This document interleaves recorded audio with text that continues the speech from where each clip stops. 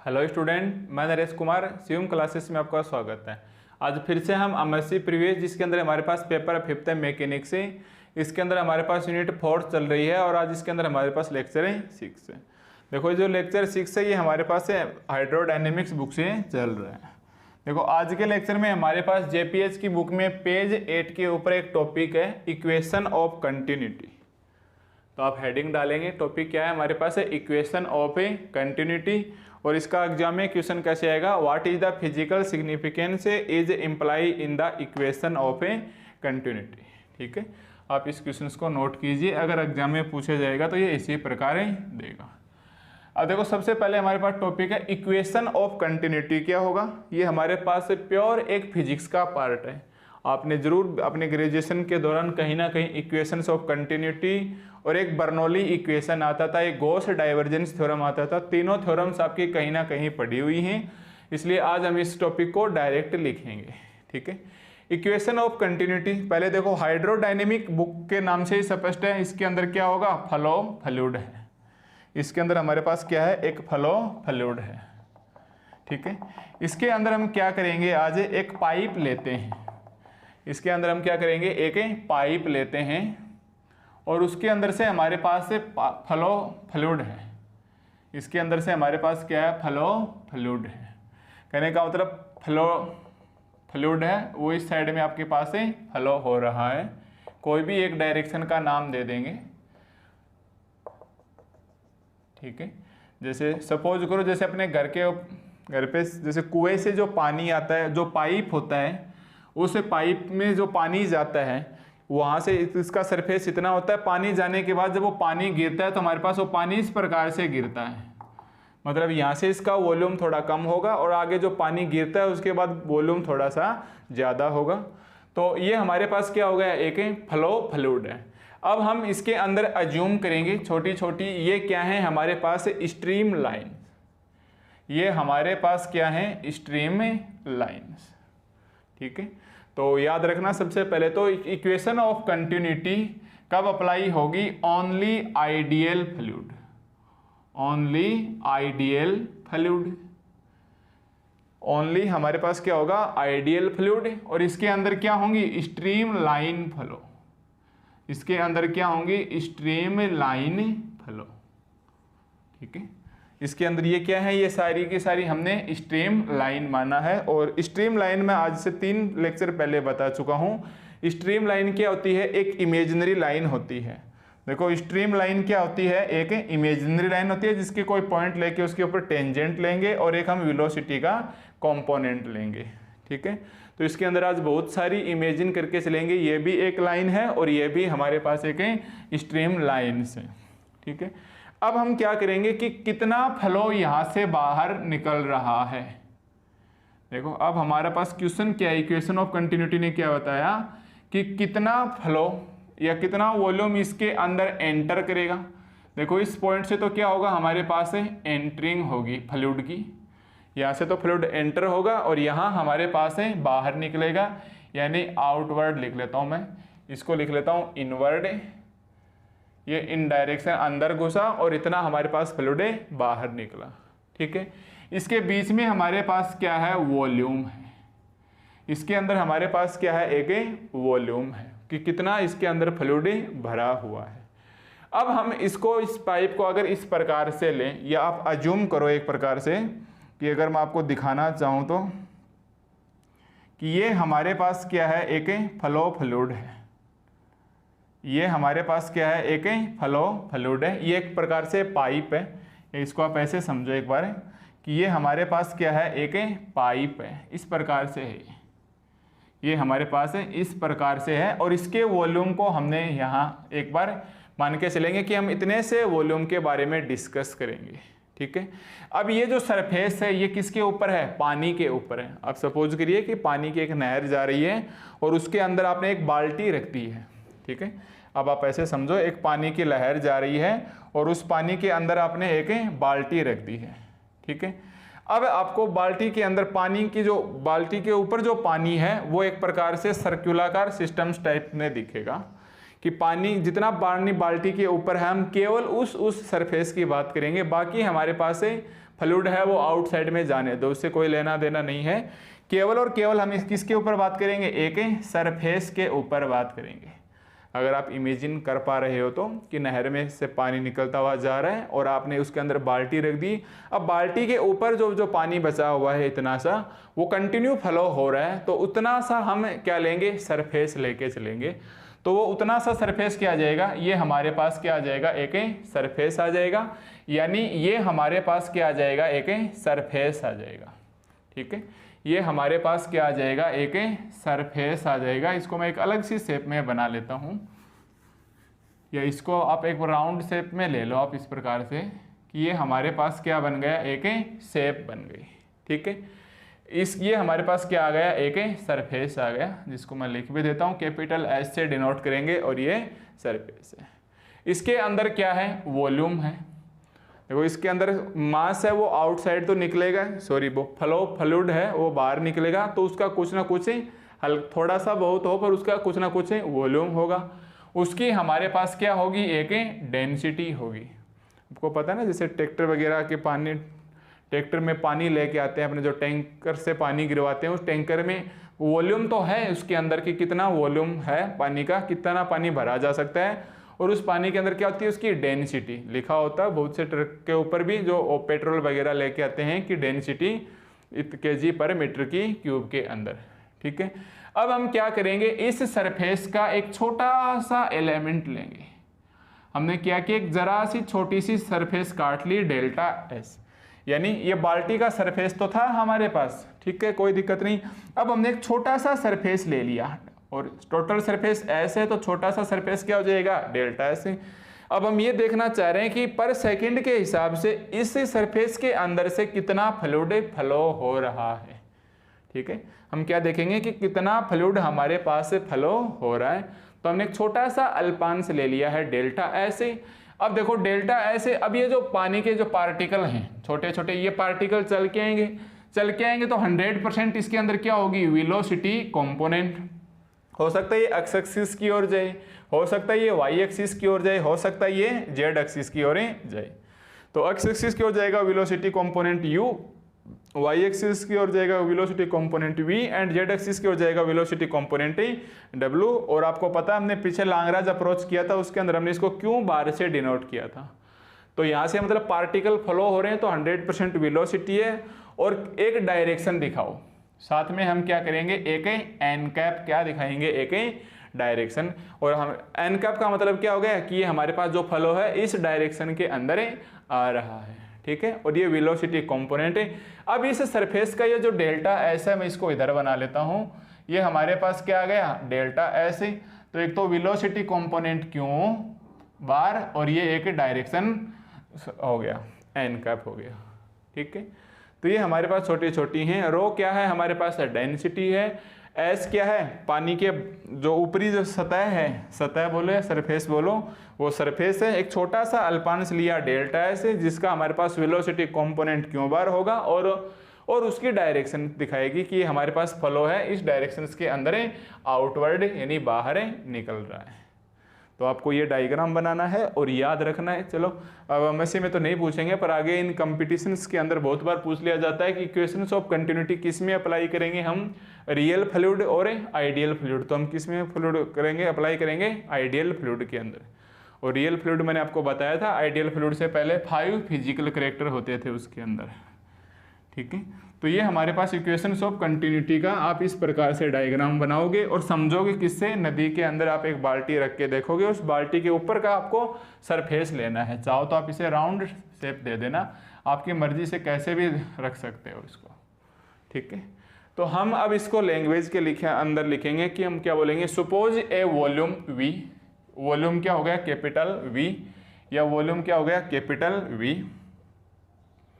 तो हम लिखेंगे suppose a volume capital V, suppose a volume capital V of moving fluid, of moving fluid.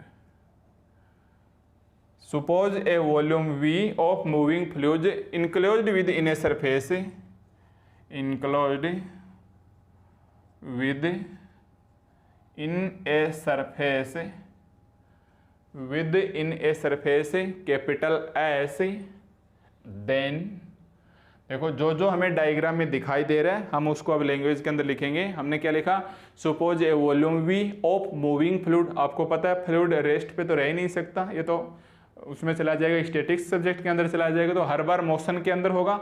Moving fluid लिखो या आप फ्लो फ्लूइड भी लिख सकते हो, ठीक है, फ्लो फ्लूइड भी लिख सकते हो।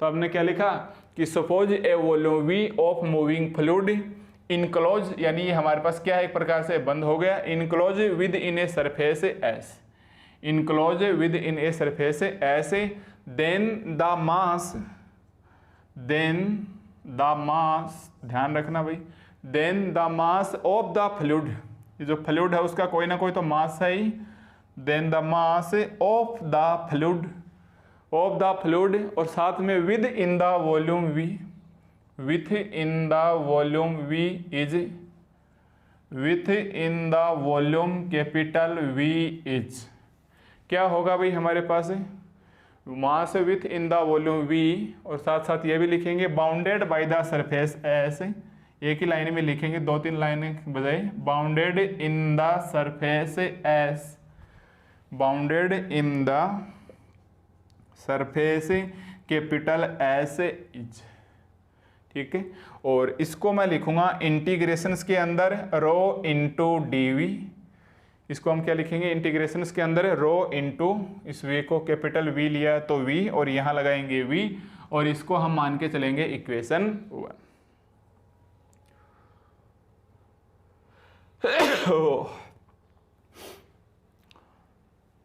ठीक है, इसको हम क्या मान के चलेंगे इक्वेशन 1। अब देखो इस लाइन को आप समझो पहले, यहाँ जो डायग्राम है ये वाला जो सरफेस है इसका पार्ट्स मैंने आगे की ओर लिख लिया, तो इन दोनों में कोई खास फर्क नहीं है। तो यहाँ से तो हमने लिख लिया कि suppose a volume V of a moving fluid enclosed within a surface S, then the mass of the fluid within the volume V या within the volume V bounded, देखो ये क्या है, bounded in the surface S is integration के अंदर rho into D V. और exam में तो आपको ऐसे लिखना है, बस अब आपको समझने के लिए आप ध्यान रखोगे, क्या लिखोगे कि चूंकि आप जानते हैं भाई डेंसिटी क्या होता है, डेंसिटी, डेंसिटी क्या होता है हमारे पास है मास पर वॉल्यूम, मास पर वॉल्यूम। लेक्चर सेकंड में मैंने ये बताया था कि जैसे ही मैं डेंसिटी लिखूंगा तुरंत हम क्या लिखेंगे कैपिटल एम अपॉन वी, ठीक है, या फिर मास, मास क्या हो जाएगा हमारे पास v इधर आ जाएगा रो इंटू वी। अब ये v किसकी बात कर रहा है, टोटल वॉल्यूम की, देखो v किसकी बात कर रहा है, टोटल v की। हम एक छोटे से अल्पांश के लिए लेंगे तो ये v कितना आ जाएगा dv, और बाहर दिखा देंगे इंटीग्रेशन v, और रो इसके साथ मल्टीप्लाई में है तो रो को इसके साथ हमने मल्टीप्लाई में छोड़ दिया। देखो मैंने ये लिखा है, ठीक है, इसकी स्थिति क्लियर हुई ना। हालांकि फिजिक्स का पार्ट है, मैं चाहता तो इससे शायद डायरेक्ट बता सकता था, और हम हर एक पार्ट को बता भी नहीं सकते। तो यहाँ से ध्यान रखना कि actually density is equal to mass per volume, या mass is equal to density into volume. और डेंसिटी, अब ये कैपिटल वी ले लेते कोई बात नहीं, पर हमने एक छोटा सा टुकड़ा लिया है वी का, तो वी को क्या लिखेंगे dv, और साथ साथ लास्ट में dv। देखो ये जो हमने अल्पांश लिया है ये dv है, ये भी dv है, ये भी dv है, तो टोटल v कितना आ जाएगा हमारे पास इंटीग्रेशन v और dv, ठीक है। तो हमने दिखा दिया इंटीग्रेशन के नीचे v लगा दिया कि वॉल्यूम के लिए क्या है इंटीग्रेशन होने वाला है। अब ये बताइए डेंसिटी को किससे डिनोट करते हैं, रो से। तो अब हम क्या लिखेंगे, रो को लिख के बताओगे ना कि where rho is the density, किसकी है, फ्लूइड के लिए। तो आप क्या लिखेंगे, where rho is the density, rho is the density of the fluid, where rho is the density of the fluid, and देखो where rho is the density of the fluid. अब ये रो कांस्टेंट होगा डेंसिटी, या फिर कोई variable या function होगा, तो हम क्या लिखेंगे कि which can be considered as, which can be, which can be considered, which can be considered as the function of, as the function of a time and space coordinate, of time and space coordinate, time and space coordinate, ठीक है, time and space coordinate. देखो हमने ये जो रो लिखा है density, उसको हमने लिख के दिखाया है कि where rho is the density of the fluid which can be considered as the function of time and space coordinate. क्यों भाई? क्योंकि हमारे पास यहाँ क्या है, डेंसिटी है, तो लगातार फ्लूइड है वो क्या हो रहा है, फ्लो हो रहा है या मोशन के अंदर है। कभी वो एक्स डायरेक्शन के अंदर जाएगा, कभी वो वाई डायरेक्शन के अंदर जाएगा, कभी वो जेड डायरेक्शन के अंदर जाएगा। तो जो पार्टिकल का जो मोशन है वो X direction, Y direction, Z direction और साथ साथ एक पर्टिकुलर टाइम के ऊपर डिपेंड करेगा कि कौन से टाइम के पश्चात वो पार्टिकल कहाँ पहुंचा है और कौन से टाइम के कुछ समय पश्चात वो पार्टिकल, मान लो T1 टाइम पे इधर है पार्टिकल है, फिर T2 में इधर आ गया, T3 में इधर आ गया, ये टोटल किसके अंदर है, ये डेंसिटी के अंदर है। आप ऐसे मत सोचना कि रो हमारे पास इसके अंदर है, ठीक है। ये रो आप ऐसे वही बाल्टी अज्यूम करोगे और उसकी सरफेस के ऊपर मान के चलोगे, तो हालांकि लिखने के लिए तो मैं एक बार इसको यहीं लिख के बताऊंगा, बट एक्चुअली वॉल्यूम के अंदर ही क्या हमारे पास है, डेंसिटी है, ठीक है। तो ये हमारे पास एक्स, वाई, जेड और टी का क्या बन गया, एक फंक्शन बन गया। तो आप लिखोगे कि where rho is the density of the fluid which can be considered, हमने माना है इसको, which can be considered as the functions of time and space coordinate. और आपको पता है स्पेस के कोऑर्डिनेट एक्स, वाई, जेड होते हैं, क्योंकि तीनों ही डायरेक्शंस के अंदर ये हमारे पास मूव कर सकता है या इस मोशन के अंदर जा सकता है। तो एक बार आप यहाँ तक उतारिए और देखें यहाँ तक आपके कोई भी स्टेप ऐसा नहीं हो जो आपके कम समझ में बैठा हो, ठीक है। तो हमने किसको दिखा दिया, यहाँ तक वॉल्यूम को भी लिख दिया है, साथ साथ डेंसिटी को भी लिखा है। अब हमारे पास एक तो क्या बच गया, क्यू बार, और एक हमारे पास कितना बच गया, एन कैप।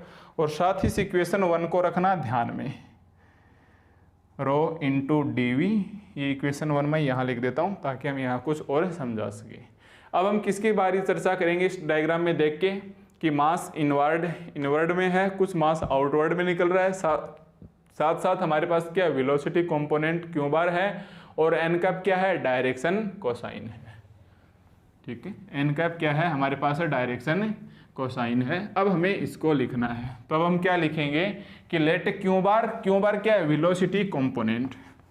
हम क्या लिखेंगे भाई, let Q bar with the velocity, आप एरो का साइन लगा के लिखोगे कि let Q bar with the velocity component,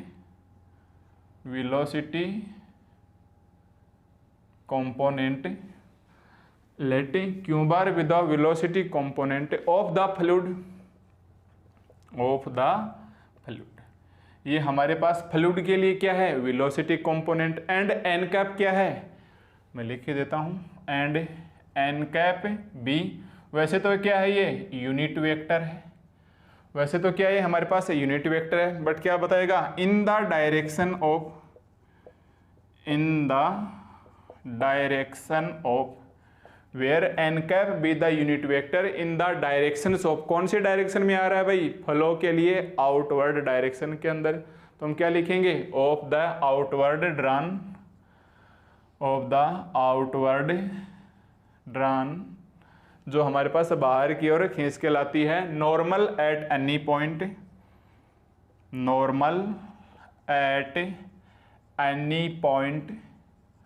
normal at any point of surface del S, साथ साथ इसको भी दिखाओ, ऑफ सरफेस डेल्टा एस। देखो डेल्टा अलग है और हमारे पास एस अलग है, जो कि किसको कंटेन कर रही है, contain in the surface S, contain in the surface S, contain in the surface S, ठीक है। मतलब पहले वाले डायग्राम में हम ज़्यादातर बातें लिख चुके हैं, रो को दिखा दिया है, वी को दिखा दिया है। अब हमारे पास क्या बचा, एक तो डेल एस बच रहा है, एक क्यू बार बच रहा है और एक एन कैप बच रहा है। तो इसको हमने कैसे लिख दिया कि let Q bar be the velocity component of the fluid and N cap be unit vector in the directions of outward drawn, मतलब एक तो बाहर आती है, आउटवर्ड ड्रान नॉर्मल, मतलब ड्रान क्या है, खींचा जाता है ये नॉर्मल के अंदर। अब देखो ये आपको दिखाई नहीं देगा एन कैप पे, आप ऐसे समझना, ये जो डेल एस है, डेल्टा एस है, इसका वेलोसिटी कंपोनेंट एक तो क्या हो गया, क्यू बार, देखो इसका वेलोसिटी कंपोनेंट एक तो क्या हो गया क्यू बार। अब ये जो वेलोसिटी कंपोनेंट है तो इसकी डायरेक्शन फ्लो किस प्रकार से है, इसकी डायरेक्शंस क्या है, या ऐसे आप ऐसे मान के चलो एक बार, या फिर वही एग्जांपल लो एक बार कि बाल्टी के अंदर जो आप सरफेस देख रहे हैं नदी के अंदर वो रखी हुई वही अपनी बाल्टी जिसका जो सरफेस दे रहे हैं, तो इसका डायरेक्शंस आपको कैसे दिखाई देगा। वेलोसिटी कंपोनेंट तो चला जाएगा इसका क्यू बार, वेलोसिटी कंपोनेंट तो क्यू बार, और उस वक्त हम देख रहे हैं तो एन कैप ऊपर की ओर डायरेक्शंस दिखाई देगा, ऐसे चलता हुआ दिखाई देगा लगातार फ्लो, और उसके ऊपर क्या है उसको वेलोसिटी कंपोनेंट की वजह से वो स्टेबल होगा, ठीक है, या उसको एक एंगल के माध्यम से बांध दिया जाएगा। तो ये 90 डिग्री के ऊपर वेलोसिटी कंपोनेंट का डायरेक्शन का रोल रहेगा। तो ये जो मार्कर अगर मैं इस साइड में करूं आपकी ओर करूं तो ये हमारे पास क्या है एन कैप है, तो इसको ऐसे तो नहीं लिख सकते, इसलिए इसको डैश डैश डैश डैश से एन कैप लिखा जाता है, जिसको मैंने सीधी लाइन से लिखा है। यानी क्यू बार के और एन कैप के बीच में हमारे पास 90 डिग्री का अंतर है, इन दोनों के बीच में हमारे पास वेलोसिटी कंपोनेंट और इसके बीच में 90 डिग्री का अंतर है। बट यहाँ इसको ऐसे नहीं लिख सकते, इसलिए आप इसको एक बार ऐसा कैसा रहने दोगे। तो मैंने क्या लिखा है कि let Q bar be the velocity component of the fluid and N cap be the unit vector in the direction of outward. और किस प्रकार से है ड्रॉन नॉर्मल यानी 90 डिग्री के ऊपर, कौन से पॉइंट के ऊपर eight any point delta S, और ये डेल्टा एस किसको कंटेन कर रहा है इस सरफेस एस को। तो eight any point of surface delta S contain in the surface S, contain in the surface S, ठीक है। वैसे भी ये फिजिक्स का पार्ट है तो इसको आप मैं इतना अच्छे से नहीं समझा पाऊंगा जितनी आप उम्मीद कर रहे हो, पर एक बार हम काम चला ही लेंगे, ठीक है। अब मैं जो लाइन लिख रहा हूँ वो प्योरली फिजिक्स की है, इसलिए मैं इसको बिल्कुल डायरेक्ट लिखूंगा। Clearly velocity in the inward, clearly velocity in the inward, यानी ये तो आउटवर्ड ड्रॉन के अंदर तो नॉर्मल चला गया, अब इसके अंदर वेलोसिटी तो है ही, कभी तो इसके अंदर फ्लूइड हैं छोटे छोटे पार्टिकल खींच के तो बाहर आएंगे, तो किसी टाइम में तो ये हमारे पास अंदर है ही। तो हम क्या लिखेंगे कि clearly velocity in the inward drawn normal direction से, drawn normal direction, normal direction, drawn normal direction से विल बी। अब मैं लिखता हूं इसको minus Q bar dot N cap, ठीक है। Clearly velocity in the inward drawn normal velocity in n cap, और मैं स्टार लगाऊंगा, आप समझ जाओगे आपको क्या करना है। ये पार्ट फिजिक्स का है, इसको आप डायरेक्ट याद रखोगे। यहाँ वेक्टर का रोल है, ठीक है, यहाँ यूनिट वेक्टर की डेफिनेशन की वजह से इसको क्या लिखा जाएगा minus Q bar dot N cap. तो आगे 2-4 लाइनें हैं जो आपको सीधे याद रखनी है। तो हम क्या बोलेंगे सो that the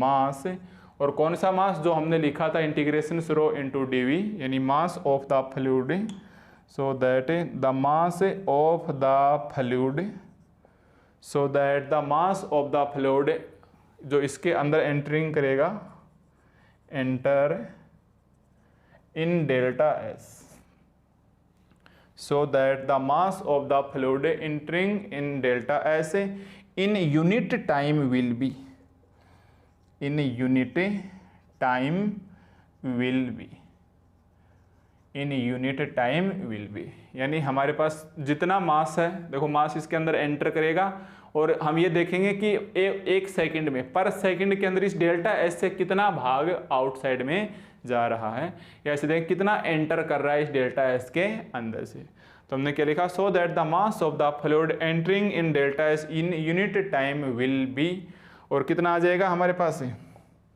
minus Q bar dot N cap तो आएगा ही आएगा, minus Q bar dot N cap तो आएगा ही आएगा, इनटू में आ जाएगा rho into D S, into में आ जाएगा रो इंटू डी एस, ठीक है।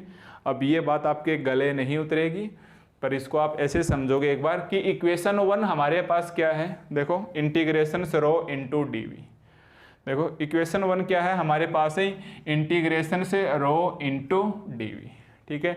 डीवी का मतलब क्या होता है वॉल्यूम, और आप बताइए वॉल्यूम को हम क्या लिख सकते हैं area into height, area into height. अरे वॉल्यूम क्या होता है भाई लंबाई चौड़ाई और ऊंचाई तो होता है, और लंबाई इंटू चौड़ाई क्या होता है हमारे पास एरिया, और एरिया इंटू हाइट। अब एरिया बोलेंगे किसका एरिया, हमारे पास इस सरफेस का, सरफेस का एरिया कितना है हमारे पास ds, तो ये कितना आ जाएगा रो, और ये कितना आ जाएगा ds। अब हाइट कितनी है हमारे पास, तो उसी बाल्टी के लिए अज्यूम करो कि यहाँ मतलब इस लाइन के नीचे से लेके यहाँ तक एक प्रकार से हाइट या एक प्रकार से क्या बन गई लेंथ, और वो लेंथ का काम कौन करेगा, velocity component in the inward, ये हमारे पास L का काम करेगा।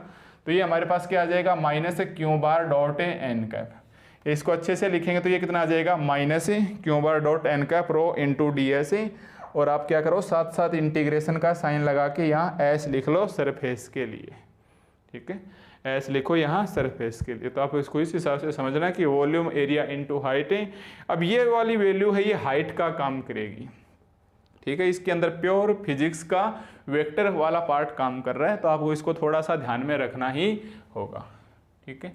तो ये हमारे पास बस लास्ट कैलकुलेशंस थी यहाँ तक है। अब कुछ बचे खुचे छोटे छोटे रूल्स लगाएंगे और हमारा पास हम रिजल्टें लेके आ जाएंगे। तो अब देखो हमारे पास यहाँ तक आपके कोई दिक्कत नहीं आनी चाहिए। ये एक लाइन में यहाँ फिर से स्टार लगा देता हूँ क्योंकि छोटा सा पार्ट है इक्वेशंस ऑफ कंटिन्यूटी तक यहाँ तक, ठीक है। अब मैं लिखूंगा यूजिंग, अब हम लिखेंगे यूजिंग गॉस डाइवर्जेंस थ्योरम। अब हम लिखेंगे यूजिंग गॉस डाइवर्जेंस थ्योरम, ठीक है। अब मेरे को ये नहीं समझाएंगे कि गॉस डाइवर्जेंस थ्योरम क्या होती है, इसलिए आप इसको सीधा सीधा लिखोगे ऑपरेटर एफ के ऊपर bar into D V is equal to, अगर आपका फिजिक्स में कहीं ना कहीं पढ़ा हुआ है तो जरूर आ जाएगा, या फिर आप आगे चल के MSc फाइनल में आएंगे वहाँ फिर एक ऐसा ही पेपर आएगा कंटेनर मैकेनिक्स नाम का, उसके अंदर तो total Gauss divergence theorem, Stokes theorem, Laplace theorems वगैरह अपने पढ़े होंगे, बर्नौली इक्वेशन, उन सभी का मिक्सिंग फिर से आ जाएगा, ठीक है। तो इसको आप याद रखना F bar dot N cap into D S.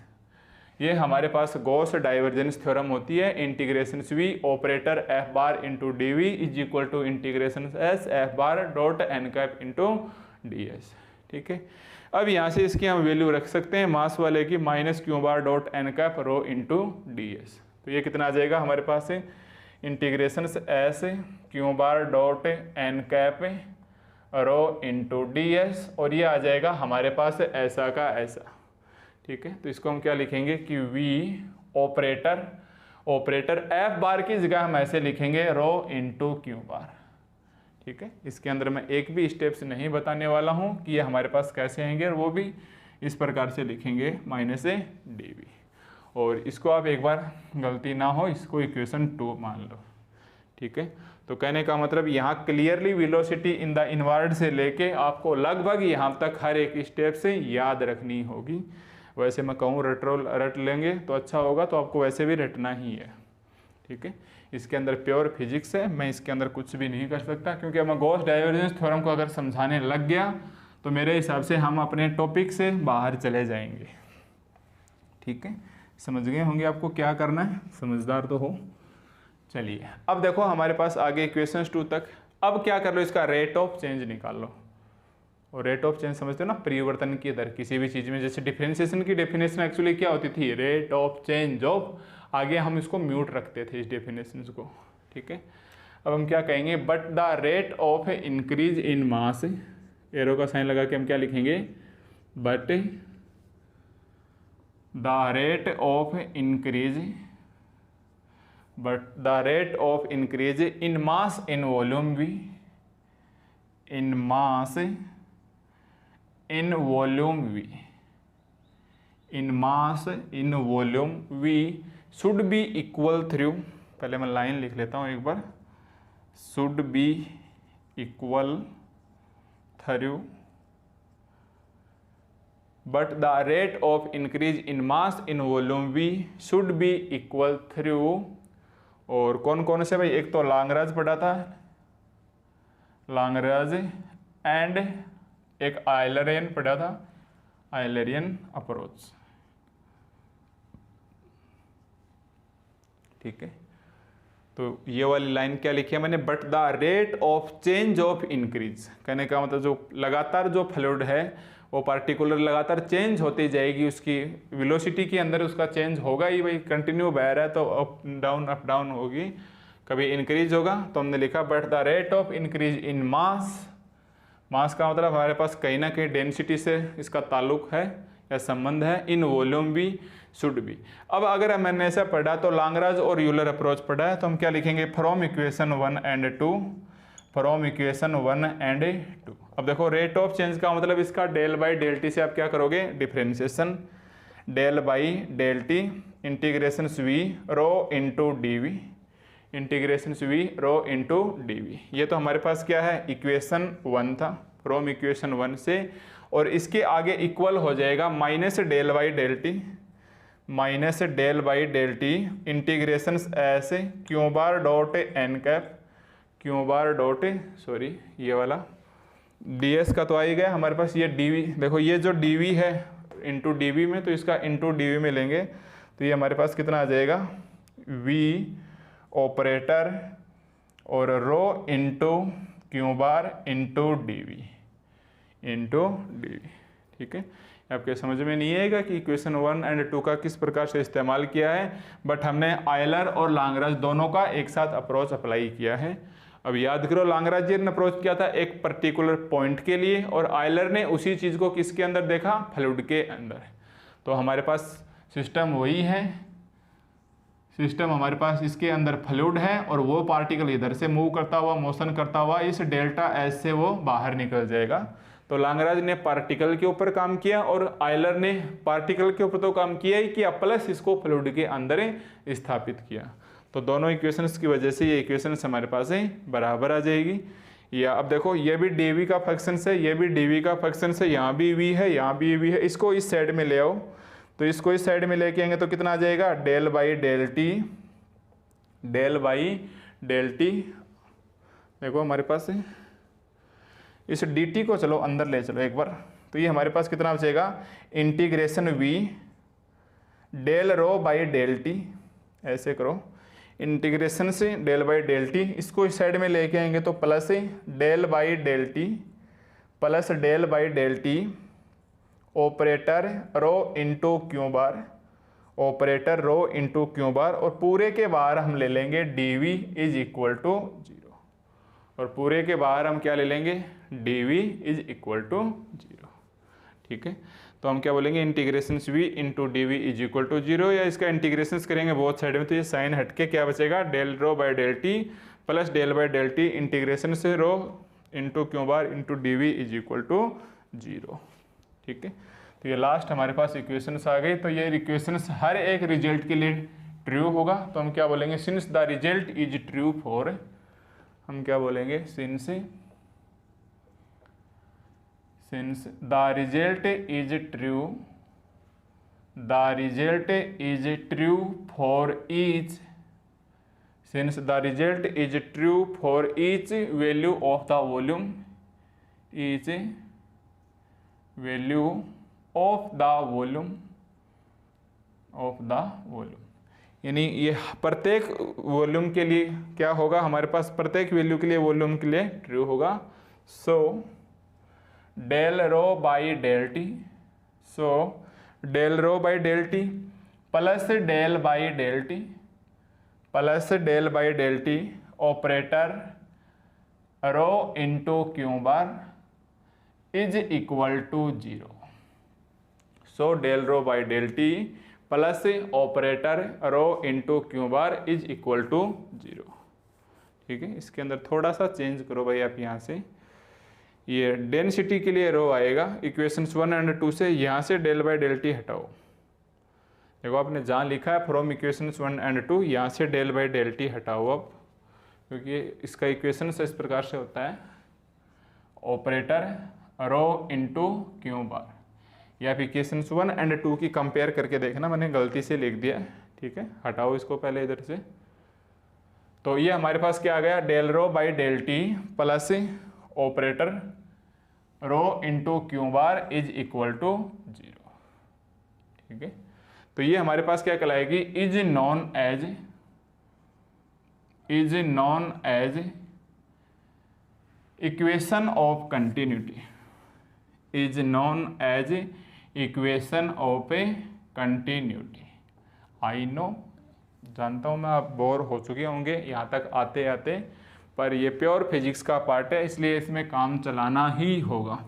ठीक है, अगर आपके पास पुराने नोट्स पड़े हैं ग्रेजुएशन के, या शायद मैं आपसे मजाक कर रहा हूँ, क्या बात कर रहे हो, कौन रखता है पुराने नोट्स से, फिर भी अगर किसी के पास हो और वो मैच करेगा, Gauss divergence theorem, Bernoulli equations वगैरह एक साथ देखेगा, तो ऐसी कोई दिक्कत नहीं है, वो आसानी से इसको इक्वेशंस ऑफ कंटिन्यूटी को सोल्व कर सकता है। ठीक है, तो एक्चुअली हमारे पास इक्वेशंस ऑफ कंटिन्यूटी का इक्वेशंस क्या आ गया, del rho by del T plus operator rho into Q bar is equal to 0।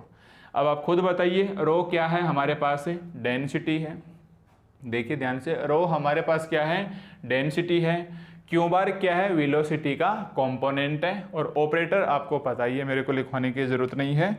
Operator क्या होता है, I del by del x, J del by del y, K del by del z, और एक इसके अंदर आता है प्लस के अंदर आता है। ठीक है, तो हम इतना इम्पोर्टेंट नहीं है एग्जाम के लिए, इससे ज़रूर आपको थोड़ी राहत महसूस होगी, पर एग्जाम में पूछ ले इस बात की कोई गारंटी नहीं है। ठीक है, पूछा भी जा सकता है, इसलिए इसको काम चलाओगे और इसको याद करोगे इक्वेशंस ऑफ कंटिन्यूटी को। बट आगे चल के हमारे पास जैसे ही क्वेश्चंस या एग्जाम्पल आएंगे इक्वेशंस ऑफ कंटिन्यूटी, तो तुरंत हम क्या लिखेंगे, del rho by del T plus operator rho into Q bar is equal to 0। इसलिए आप इस इक्वेशंस को एकदम से कंठस्थ तरीके से याद कर लो।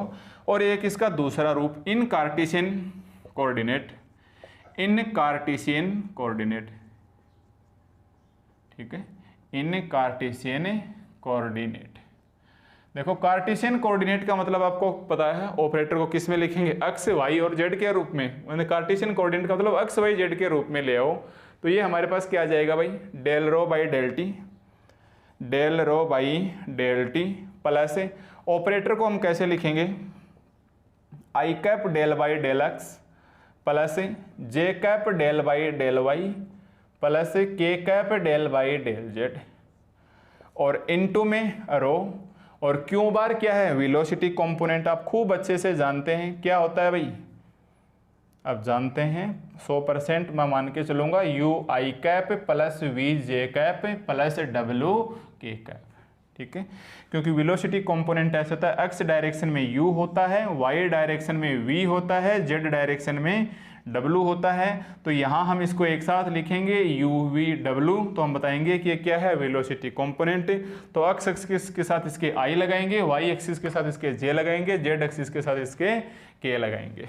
ठीक है, अब ये सिंपल कैलकुलेशन आ गई वेक्टर की। आपको पता है I को I से मल्टीप्लाई करेंगे 1, J को J से मल्टीप्लाई करेंगे 1, K को K से मल्टीप्लाई करेंगे 1। तो ये हमारे पास क्या बचेगा, del rho by del T plus I को आई से करेंगे तो ये कितना बचेगा, 1 आ जाएगा। तो del by del x rho into U, rho into U, साथ साथ ये भी ले लो, रो इंटू वी, जे को जे से करेंगे तो del by del Y rho into we plus K cap का के कैप के साथ तो डब्लू और रो, और डेल बाई डेल जेड, तो del by del Z rho into W is equal to 0। ठीक है, अब आपके मन में विचार आ रहा होगा कि हम इस रो को कांस्टेंट है बाहर ले लें। देखो ये रो डेंसिटी कांस्टेंट है बाहर ले लें, बट याद करो मैंने लिखवाया था कि where rho is the density of the fluid which can be the considered as a function of space and time coordinate, time and space coordinate. याद करो मैंने ये लिखवाया था कि ये जो रो है डेंसिटी, ये हमने कंसिडर किया कि एक्स वाई जेड यानी टाइम का फंक्शन है और स्पेस कोऑर्डिनेट का फंक्शन है, इसलिए कांस्टेंट नहीं है। और कांस्टेंट नहीं है इसका मतलब ये हमारे पास बाहर नहीं आएगी। तो ये हमारे पास ओरिजिनल इक्वेशंस आ गई इक्वेशन ऑफ कंटिन्यूटी की। ये हमारे पास क्या आ गई, इक्वेशन ऑफ कंटिन्यूटी। ये हमारे पास क्या कहलाएगी भाई, इक्वेशंस ऑफ कंटिन्यूटी। और साथ साथ क्या लिखोगे, ये कार्टेशियन फॉर्म में है, ये कार्टेशियन कोऑर्डिनेट के रूप में है। ठीक है, तो which is equations of continuity in Cartesian coordinate. देख लो एक बार ध्यान से देखो, इक्वेशंस ऑफ, 2 समीकरण आपको याद रखने हैं। आज का लेक्चर का मेन पर्पस यही है ताकि आगे चल के आप अच्छे से एग्जाम्पल और क्वेश्चंस जो मैं आज के इस लेक्चर से शुरू करने वाला हूँ, 1-2 एग्जाम्पल, क्योंकि आज लेक्चर 6 हो गए, अभी तक आपने कोई भी क्वेश्चंस वगैरह नहीं देखा है, तो आज इसी लेक्चर में एक क्वेश्चंस करवाएंगे। तो उससे पहले समझ लो कि जैसे ही आपके पास इक्वेशंस ऑफ कंटिन्यूटी आए, इसका मतलब हमारे पास है del rho by del T, इसका मतलब हमारे पास क्या आ जाएगा, del rho by del T plus operator rho into Q bar is equal to 0। And equations of continuity किस फॉर्म में आ गई, इन कार्टेशियन कोऑर्डिनेट के अंदर del rho by del T plus del by del x rho into you plus del by del T rho into we plus del by del T rho into W is equal to 0। ठीक है, अब आप एक छोटी सी बात बताओ कि देखो हम कुछ प्रैक्टिकल करेंगे जो आपको यहाँ नोट करना है, आपको नोट करना है साथ साथ, या पहले एक बार समझ लो कि अपने को एक्चुअली लिखना क्या है। तो जो भी लिखना है मैं उसको मैं नोट लगवा के लिखाऊंगा ताकि हमारे पास आगे चल के क्वेश्चन में कोई दिक्कत नहीं आए, नोट लगा के लिखेंगे। यहाँ से देखिए आप एक बार, equations of continuity in Cartesian coordinate, ये रो क्या है भाई, हमारे पास है डेंसिटी। देखो रो हमारे पास क्या है, डेंसिटी, आप जानते हो। बुक हमारे पास क्या चल रही है, हाइड्रोडायनेमिक्स। हाइड्रोडायनेमिक्स की बुक के ऊपर क्या लिखा हुआ है, ऑफ ए आइडियल फ्लूइड।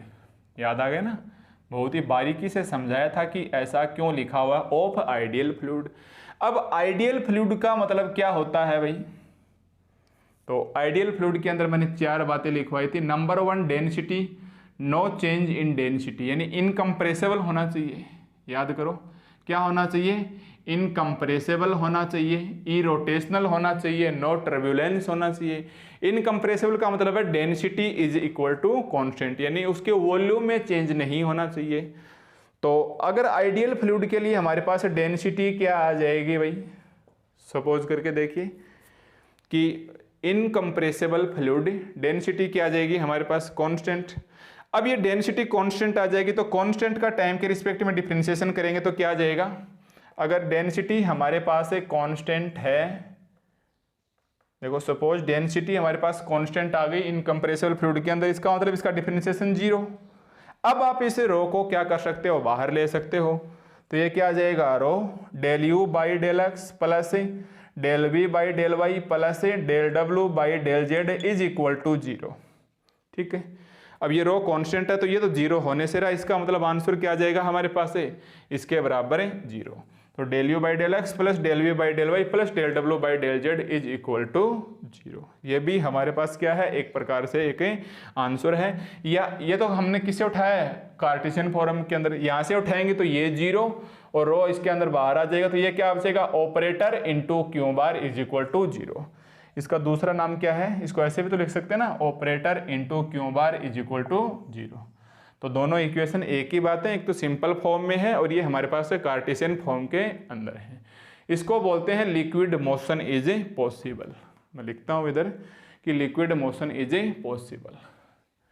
तो आप नोट लगा के एक साथ साथ बहुत ही अच्छी हेडिंग डालोगे जिसके अंदर हम क्या लिखेंगे, a liquid motion is only possible, a liquid motion. ठीक है, मैं पहले हाँ एग्जाम्पल हम बाद में करवा देंगे, पहले इसको लिख लेते हैं। A liquid motion is only possible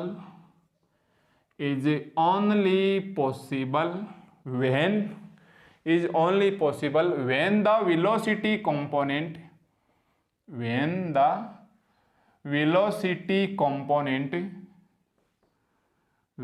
velocity component और कौन कौन से हमारे पास वेलोसिटी कंपोनेंट है, you V W R satisfying the equations of continuity.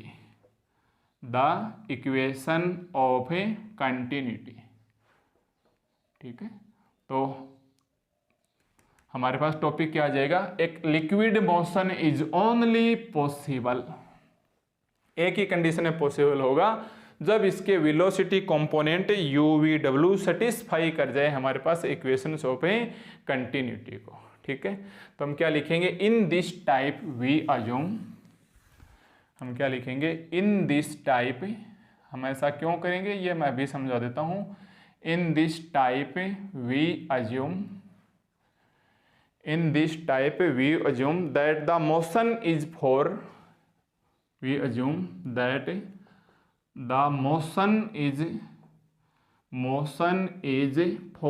Incompressible.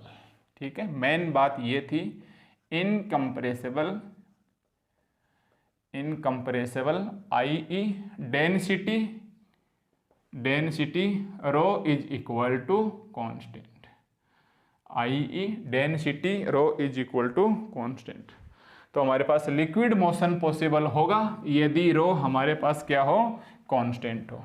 ठीक है, तो ये वाली जो बात आप इसको अच्छे से लिखो कि चूंकि equation of continuity, equations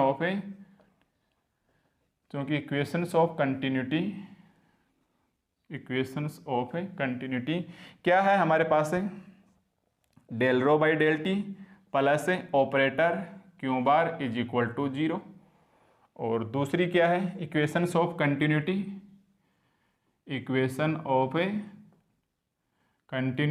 in Lagrange form,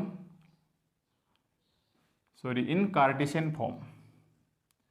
आगे आएगा लाग्रांज का टॉपिक। तो इन कार्टेशियन फॉर्म, इसके अंदर हमारे पास क्या होता है भाई, del rho by del T plus del you by del x plus del by del x rho into you plus del by del Y rho into we plus del by del Z rho into W is equal to 0।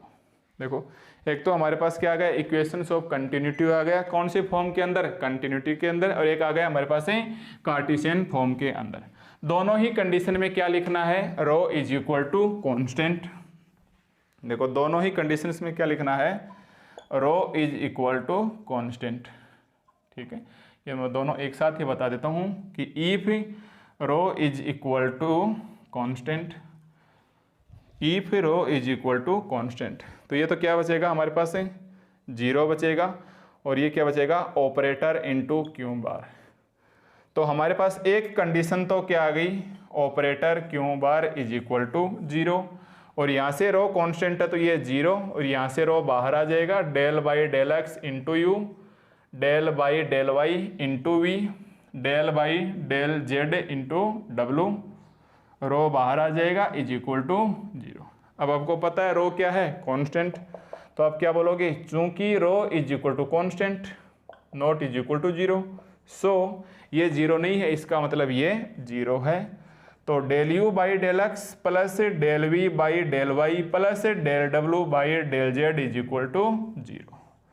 और ये दोनों ही condition किसकी हैं भाई, ये दोनों ही condition किसकी हैं, तो आप लिखोगे ये दोनों ही कंडीशन किसकी हैं, liquid motion is only possible, ताकि आपके आगे चल के कोई भी क्वेश्चन जो मैं अभी करवाने वाला हूं, लिक्विड मोशन इज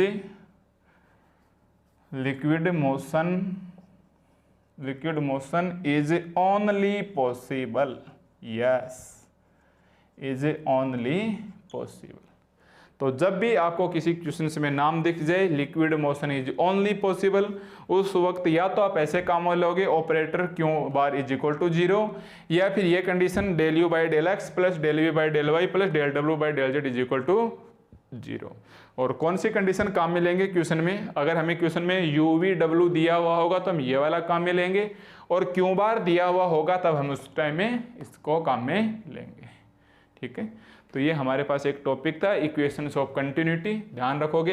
एक्चुअली हमको इतना सा ही याद रखना है कि इक्वेशंस ऑफ कंटिन्यूटी क्या होता है, del rho by del T plus operator q bar is equal to 0।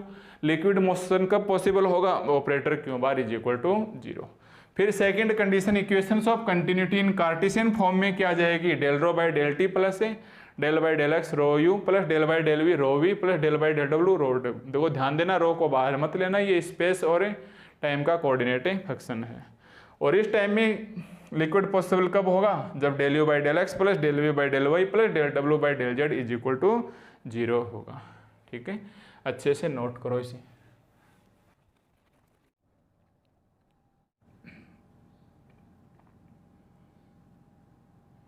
अब देखो हमारे पास एक एग्जाम्पल है जो जेपीएच की बुक में मेरे पास पेज 25 के ऊपर है, एग्जाम्पल 8।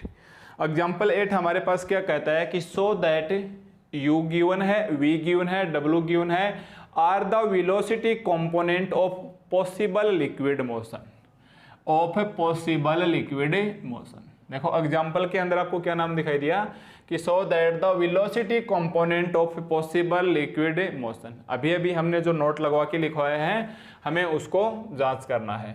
तो हम देखो सॉल्यूशंस के अंदर क्या लिखेंगे कि इट इज गिवन दैट, देखो सॉल्यूशन के अंदर सबसे पहले क्या लिखेंगे, it is given that, it is given that u is equal to, आप खुद लिखोगे, v is equal to and w is equal to. ठीक है, ये नॉर्मल सी कैलकुलेशन आप खुद करोगे। तो it is given that u, v and w। अब हमें चेक क्या करना है कि शो दैट, तो आप सॉल्यूशंस की बजाय यहाँ प्रूफ लिखिए इसका, शो करना है तो कि show that u, v and w are the velocity component of possible liquid motion. अभी अभी हमने जो लाइन लिखवाई थी वो लाइन लिखो कि a liquid motion is only possible, a liquid motion, a liquid motion is only possible, कब पॉसिबल होता है, when the velocity component, when the velocity component. देखो ये लाइन आपको याद रखनी है, ये काफी सारे क्वेश्चंस एग्जांपल में काम आएगी कि a liquid motion is only possible when the velocity component is satisfying the equations of continuity, satisfy the equations of a continuity. ये कब सेटिस्फाई करेगी, जब ये equations of u v w को सेटिस्फाई करे, इक्वेशंस ऑफ ए कंटिन्यूटी। ठीक है, उसके साथ ही एक बात और लिखवाई थी, तो हम क्या बोलेंगे, इन दिस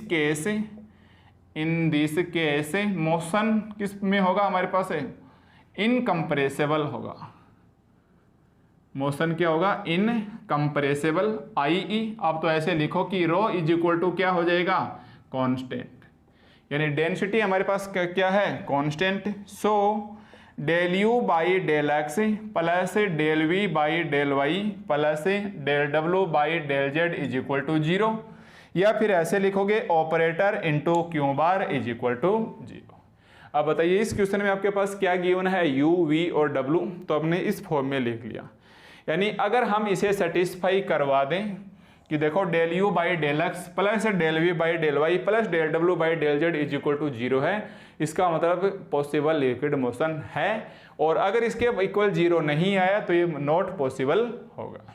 ठीक है, तो ये वाली वही नोट वाली बात लिख दी हमने कि liquid motion is only possible when the velocity component is satisfying the equation of continuity. इस कंडीशन में डेंसिटी रो कांस्टेंट होगी और उस वक्त ये हमारे पास है आंसर आ जाएगा।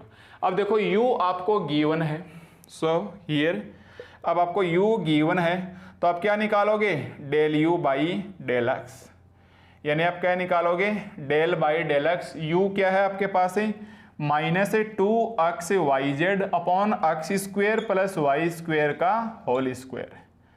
ठीक है, अब मेरे से आगे उम्मीद मत करना क्योंकि अब आप तेज समझदार हो, आसानी से डिफरेंशियल इक्वेशन पढ़ लिया होगा, या मैं पढ़ाऊंगा तब पढ़ लेना कि पार्शियल डिफरेंशिएशन एक्स के रिस्पेक्ट में करेंगे तो वाई और जेड क्या आ जाएंगे, कांस्टेंट। तो इसके अंदर से तो हम 2 कॉमन ले लो, वाई कॉमन ले लो, जेड कॉमन ले लो, नीचे से सिंपल तौर पे आएगा नहीं, del by del x x upon x square plus y square का होल स्क्वायर। अब आप इसका एक्स के रिस्पेक्ट में डिफरेंशिएशन करेंगे, वाई और जेड क्या आ जाएंगे, कांस्टेंट। तो एक तो आपको del you by del x निकालना है, उसको आप इक्वेशन 1 खुद निकालोगे।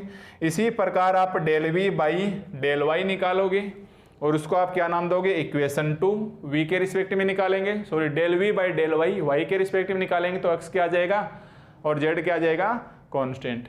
फिर हम w के रिस्पेक्ट में निकालेंगे, del w by del x, sorry del w by del z. तीसरा हमें क्या निकालना है, यहाँ से del w by del z, और इसका z के रिस्पेक्ट में निकालेंगे तो x और y कांस्टेंट। तो ये तो साफ ही दिखाई दे रहा है, x और y कांस्टेंट है तो क्या बन जाएगा 0, और इसको आप क्या मानोगे, इक्वेशन 3। फिर आप क्या लिखोगे, equation 1 plus equation 2 plus equation 3। तीनों इक्वेशन जोड़ने के बाद आपका आंसर आना चाहिए 0। देखो तीनों इक्वेशंस ऐड करने के बाद आपका आंसर क्या आना चाहिए, जीरो, और जीरो आ जाएगा तो हम बोलेंगे यस यू वी एंड डब्ल्यू are the velocity component of possible liquid motion. Okay, एक तो हमारे पास ये हो गया। अब आगे क्या पूछ रहा है, is this motion is irrotational. देखिए आगे ध्यान से देखिए फिर से, is this motion is irrotational. अब याद कीजिए आप जस्ट इसके प्रीवियस वाला लेक्चर नंबर 5, उसके अंदर हमने रोटेशनल एंड इरोटेशनल लिखा था। मैं फिर से याद दिला देता हूं आपको, रोटेशनल एंड इरोटेशनल लिखा था। ठीक है, इरोटेशनल को हमने किस प्रकार से लिखा था, जब हमारे पास angular velocity omega is equal to 0 आ जाए, और साथ साथ उसका याद रखने का तरीका बताया था कि आप u लिखोगे, v लिखोगे, w लिखोगे, एंटी डायरेक्शंस में चलोगे, आप एंटी डायरेक्शंस में चलोगे। अगर ये नहीं याद रहता तो आप ऐसे याद करो, इरोटेशनल का मतलब क्या होगा, पहले तो आप लिखो u, एक बार तो u एंड v लो, फिर एक बार आप v एंड w, एक बार आप W and X low, W and, एक बार हम क्या लेंगे U एंड W लो। ठीक है, यहाँ तक आपको दिखाई शायद दे जाएगा, हाँ दिखाई दे रहा है। कहने का इरोटेशनल के दो पेयर लो, पेयर के रूप में UV, VW एंड WU। अब U के नीचे X आना चाहिए, वो तो इसके नीचे लिखो, V के नीचे Y आना चाहिए, वो इसके नीचे लिखो, V के नीचे Y आना चाहिए, वो इसके नीचे लिखो, W के लिए क्या आता है Z, वो इस साइड में लिखो। अब W के लिए क्या आता है Z, वो तो इसके आगे वाले के नीचे लिखो, और U के लिए क्या आता है X, इस प्रकार से लिखो। ये तो होगा अगर ये तीनों इक्वल आ जाएं इस प्रकार से, तब तो हम बोलेंगे मोशन क्या है, इरोटेशनल। अब रोटेशनल के लिए क्या करो, इसको इसके अंदर से घटाओ। हम क्या करेंगे, del U by del Y के अंदर से हम del V by del x घटाएंगे, 1/2 और लगा दो, क्योंकि एवरेज निकाला था हमने, इसको हम बोलेंगे ओमेगा। देखो U है, अक्स है और Y है, तो इसको हम बोलेंगे ओमेगा Z। फिर इसके अंदर क्या करोगे आप, del V by del Z minus del W by del Y, इसको घटा के हाफ लगाएंगे। इसके अंदर Y और Z है, इसको हम बोलेंगे WX, और इसको हम घटा के क्या बोलेंगे, हाफ लगा के, x और Z है तो WY। तो ये रोटेशनल हो जाएगा और ये इरोटेशनल हो जाएगा। अपने को क्वेश्चन में क्या पूछा है कि is this motion is irrotational, क्या हमारे पास ये गिवन मोशन है ये इरोटेशनल है। तो अगर हमारे पास ये तीनों कंडीशन सेटिस्फाई हो गई तो हम बोलेंगे yes this motion is irrotational. एक भी कंडीशन सेटिस्फाई नहीं हुई तो हम बोलेंगे ये इरोटेशनल नहीं है। ठीक है, तो हम क्या बोलेंगे कि फॉर इरोटेशनल मोशन